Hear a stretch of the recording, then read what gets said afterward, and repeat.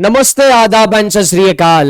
एक छोटे से पर बहुत इंपॉर्टेंट वीडियो में आप सभी का स्वागत है।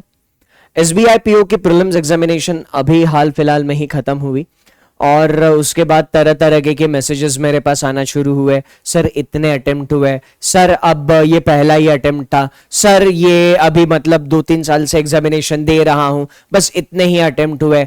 बहुत अच्छे अटेम्प्ट्स के और एक ठीक ठाक अटेम्प्ट्स के मैसेजेस, ऐसे मिक्स्ड मैसेजेस एंड रिस्पॉन्सेज मेरे पास आ रहे थे। तो आपके दिमाग में जो तमाम चीजें चल रही है वो तमाम चीजों का सॉल्यूशन इस वीडियो में मैं लेकर आया हूं। सबसे पहली चीज कि इस छोटे से वीडियो में आपको एक्सपेक्ट क्या करना है। इस छोटे से वीडियो में सबसे पहले तो हम डिस्कस करेंगे उन लोगों के लिए जिनका एग्जामिनेशन सेटिस्फैक्टरी नहीं गया। सेटिस्फैक्टरी नहीं गया इसका मतलब कि उनके अटेम्प्ट्स जो है वो कहीं ना कहीं 45 से लेके 55 के बीच में है। जैसे ही मैंने ये स्टेटमेंट बोल दिया शायद आपको इस पॉइंट का आइडिया आ गया होगा। ठीक, तो जिनके अटेम्प्ट 40 से लेके 55 के बीच में है उन लोगों को क्या करना चाहिए, मतलब क्या क्या चीजें गलत हुई और उनको कैसे एनालाइज करना चाहिए। सबसे इंपॉर्टेंट डिस्कशन यही रहेगा। उसके बाद हम लोग डिस्कस करने वाले हैं कि इस साल क्या कट ऑफ हो सकती है, कट ऑफ पर कौन कौन सी चीजें इंपैक्ट डालती है और एक आइडिया लेने की कोशिश करेंगे। अब देखो ऐसा तो है नहीं कि मैं टाइम ट्रैवल करके फ्यूचर से आया हूं तो मैं इधर ऐसा आंखें बंद करके बैठ गया और बाबा सचिन को कट ऑफ का एकदम एग्जैक्ट नंबर पता चल गया। नहीं, ऐसे नहीं होगा। ठीक है, तो हम यहां पर कट ऑफ क्या क्या मतलब किन किन फैक्टर्स पे डिपेंड करती है और इस बार कौन कौन से फैक्टर्स कट ऑफ को इन्फ्लुएंस करेंगे ये डिस्कशन हम आखिरी में करेंगे। ठीक है, तो सबसे पहले शुरुआत करते हैं उन लोगों के बारे में जिनका एग्जामिनेशन सेटिस्फैक्टरी नहीं हुआ। 40 से लेके 55 के बीच में जिनके अटेम्प्ट्स है। अब ये जब मैं अटेम्प्ट्स की बात करता हूं ना, मैं एक्यूरेसी 95 to 100% मान के चलता हूं। 40 से कम अटेम्प्ट जिनके हैं उन लोगों को सारे कॉन्सेप्ट एक बार फिर से पढ़ने हैं और कोई रास्ता नहीं है। 40 से कम जिन लोगों के अटेम्प्ट्स है आपको A to Z सारे के सारे कॉन्सेप्ट फिर से एकदम बेसिक लेवल से पढ़ने हैं। अब जिन लोगों का पहला ही अटेम्प्ट था पर स्टिल 40 से लेके 55 तक उन्होंने अटेम्प्ट कर लिए, अच्छे एक्यूरेसी और कॉन्फिडेंस के साथ, दिल छोटा नहीं करना। फर्स्ट एग्जामिनेशन में, फर्स्ट अटेम्प्ट में बहुत सारी चीजें होती है जिनको हम पहली मर्तबा पहली बार फेस कर रहे होते हैं। अब यहां पर जितना हमने पढ़ रखा होता है, जितने अच्छे से हम लोगों ने घर में मॉक्स दिए हुए होते हैं, जितने अच्छे से हमने प्रैक्टिस सेशन में क्वेश्चंस आंसर करे होते हैं, वही एक्यूरेसी वही एफिशिएंसी के साथ हम लोग पेपर किसी ना किसी रीजन की वजह से नहीं दे पाए होते। वही रीजन सबसे बड़ा होता है कि हमें आता तो बहुत कुछ था, हम कर तो और भी अच्छा सकते थे, बस कहीं ना कहीं क्या हो रहा है, कहीं ना कहीं यहां पर थोड़ा सा एक इमोशन मैनेजमेंट में कहता हूं, इमोशन मैनेजमेंट के चलते चीजें थोड़ी सी बिगड़ गई हैं। तो सबसे पहले आप इन्हीं चीजों का एनालिसिस करेंगे कि इस रेंज में अटेम्प्ट्स रहने की एग्जैक्ट वजह क्या है। मतलब आपको सारी चीजें आती थी बट आप किसी ना किसी फैक्टर की वजह से अपना 100% एग्जामिनेशन में दे नहीं पाए। अगर यह बात है तो सबसे पहले आप अपना क्यों ऐसा हुआ उस रीजन को ढूंढिए, क्योंकि रीजन एक बार मिल गया ना उसके ऊपर काम करना बहुत आसान होता है। हमें एग्जैक्ट प्रॉब्लम पता चलना जरूरी है, प्रॉब्लम पता चल जाए उसको सॉल्व हम कर लेंगे। अब 2-4 रीजन हो सकते हैं। सबसे पहला कि एग्जामिनेशन में आपका ध्यान टाइमर की तरफ ज्यादा था, क्वेश्चन की तरफ कम था। एग्जामिनेशन में जब आप पेपर सॉल्व करने बैठे थे आपके दिमाग में क्वेश्चन किस मेथड से सॉल्व करना चाहिए इसके वजह आपके दिमाग में चल रहा था, इसका रिजल्ट कैसे आया, मैं पास हुआ तो क्या करूंगा, मैं फेल हुआ तो क्या करूंगा, है ना, मैं किस किस को क्या जवाब दूंगा, ऐसे तरह तरह के ख्याल।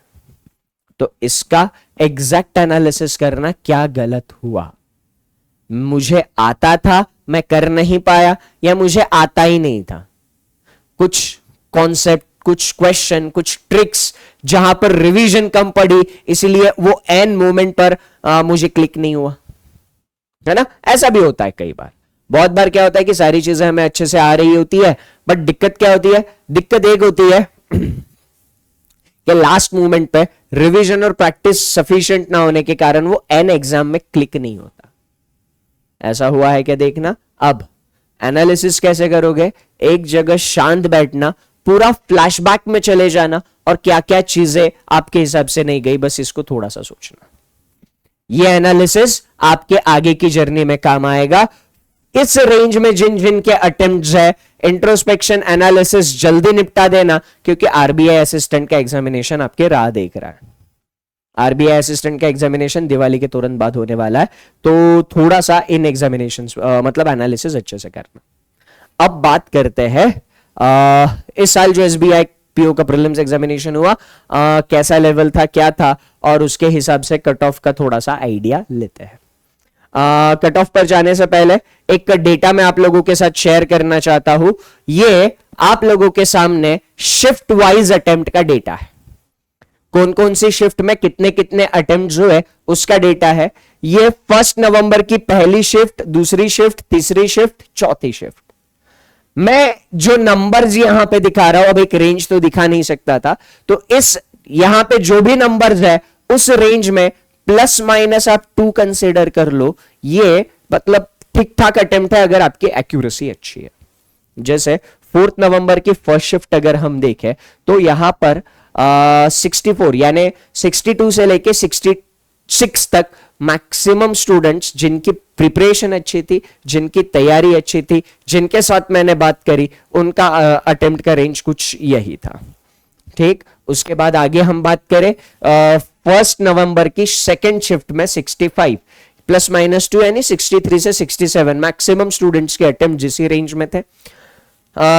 थर्ड शिफ्ट की अगर हम बात करें, 1 नवंबर की थर्ड शिफ्ट लेंदी आई थी, इसमें 25 मार्क के पजल आए थे, मिसलेनियस के नाम पे ज्यादा कुछ था नहीं, तो इसमें ये जो तीसरी शिफ्ट थी लेंदी थी, तो इसमें ऑन एन एवरेज अटेम्प्ट्स कितने हुए हैं 63 प्लस माइनस 2 यानी 60 और 64 के बीच में ही मैक्सिमम अटेम्प्ट्स यहां पर मुझे सुनने मिले हैं उन स्टूडेंट से जिनकी तैयारी अच्छी थी।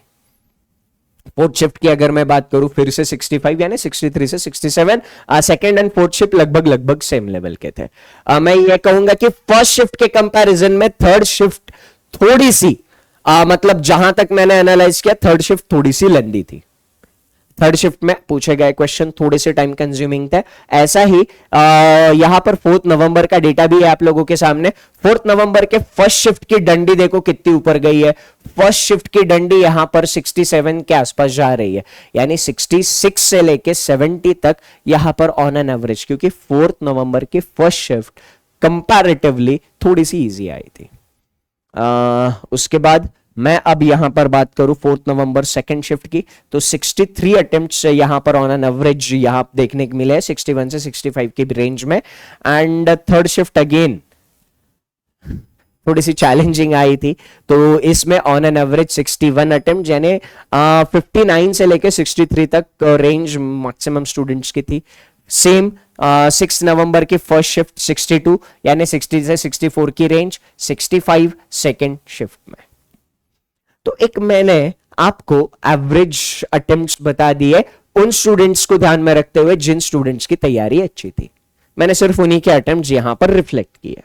अब एक चीज समझना, ये शिफ्ट इजी आई थी कंपेयर टू ये शिफ्ट। जाहिर सी बात है इस शिफ्ट वालों के मार्क्स ज्यादा ही आने हैं, आपको टेंशन लेने की जरूरत नहीं है। यहां पर एक प्रोसेस फॉलो होती है नॉर्मलाइजेशन। एक प्रोसेस कौन सी फॉलो होती है, नॉर्मलाइजेशन प्रोसेस फॉलो होती है। इससे क्या किया जाता है, सारे शिफ्ट का डिफिकल्टी लेवल एक सेम पेज पे लाया जाता है। इस बड़ी सी डंडी को इन डंडियों के साथ मैच किया जाएगा या इन छोटी डंडियों को बड़ी डंडी के साथ मैच किया जाएगा। ऐसा अक्सर होता नहीं है। नॉर्मलाइजेशन में अक्सर बड़ी डंडी को छोटी डंडी के साथ मैच करने की कोशिश करते हैं, बट अगेन डिपेंड करता है कि नॉर्मलाइजेशन किस तरीके से लगता है। तो नॉर्मलाइजेशन मतलब शिफ्ट के हिसाब से तो मैंने आपको अटेम्प्ट्स बता दिए। नॉर्मलाइजेशन लगने के बाद एक और फैक्टर होता है जिस पर कट ऑफ डिपेंड करता है, और वो है वैकेंसीज। और थोड़ा सा एग्जामिनेशन लेवल तो हो गया, वैकेंसीज के बारे में भी बात करेंगे। तो इस साल की एसबीआई पीओ की वैकेंसीज की अगर मैं बात करूं तो 2000 वैकेंसीज इस साल थी। लास्ट ईयर की वैकेंसीज की बात करूं तो 1650 के आसपास, 1650 के आसपास कुछ वैकेंसीज थी। ठीक है, तो कट ऑफ का ट्रेंड भी एक बार देख लेते हैं। तो ये है आप लोगों के सामने कट ऑफ का ट्रेंड। 2019 की बात करूं तो ये मैंने आपके साथ पहले भी डेटा शेयर किया हुआ था। 2019 में 71 कट ऑफ गई थी। पेपर उस साल इजी आया था, मतलब एसबीआई पीओ को, ये मैंने आपको पहले भी बता दिया। उस लेवल का पेपर एसबीआई पीओ में हमने कभी जिंदगी में एक्सपेक्ट नहीं किया था। इस लेवल का इजी पेपर आया था, इसलिए कट ऑफ ज्यादा गई थी। पर अमूमन देखा जाए तो एसबीआई पीओ की कट ऑफ कहीं ना कहीं इसी रेंज में रही है। ओके, और वैकेंसीज, नॉर्मलाइजेशन, सारी की सारी चीजों को अगर हम कंसिडरेशन में ले तो कहीं ना कहीं, ठीक है, कहीं ना कहीं 57 से 61 की रेंज में कट ऑफ जाने के आसार है। 57 से 61 की रेंज में कट ऑफ होने के आसार है। अगेन ये नंबर एकदम मतलब ऐसा नहीं है पत्थर की लकीर है, क्योंकि इसमें नॉर्मलाइजेशन कैसे अप्लाई होगा इस बात की पिक्चर क्लियर नहीं है।